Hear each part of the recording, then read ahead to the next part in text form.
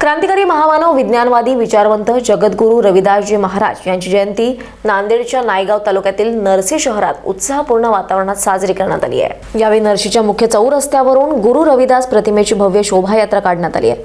या मिरवणुकीनं पूर्ण शहरवासियांचं लक्ष वेधलं असल्याचं दिसून आलंय।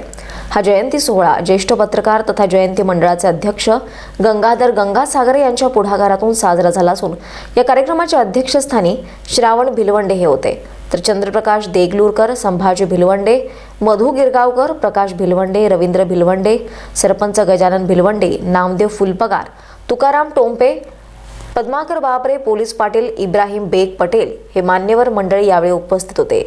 गंगासागरे राहणार नरसी। आज आमच्या इथे 3 मार्च रोजी गुरु रविदास महाराज जयंती अति उत्साहात साजरी झाली।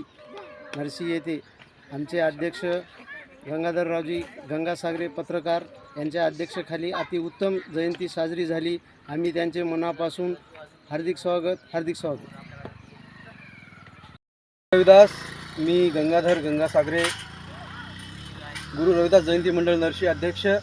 आज आमच्या नरसी शहरामध्ये अतिशय चांगल्या प्रकारे जगद्गुरू गुरु रविदासजी महाराज यांची जयंती साजरी करण्यात आली आणि या जयंती सोहळ्याला नांदेड लोकसभा मतदारसंघाचे लोकप्रिय खासदार प्रतापरावजी पाटील चिखलीकर हे उपस्थित राहणार होते, परंतु काही कारणास्तव ते उपस्थित राहू शकले नाहीत। मात्र त्यांनी आमच्या या नरसी नगरीमध्ये सभागृहाचं बांधकाम झालं पाहिजे यासाठी त्यांनी 10 लाख रुपयाचा निधी आम्हाला देऊ केलेला आहे। त्यांचे मी या ठिकाणी सर्वप्रथम आभार मानतो।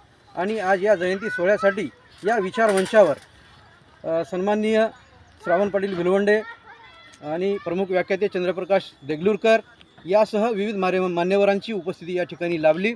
प्रारंभी नरसी शहराच्या मधून या ठिकाणी गुरु रविदास प्रतिमेची भव्य दिव्य अशी मिरवणूक काढण्यात आली।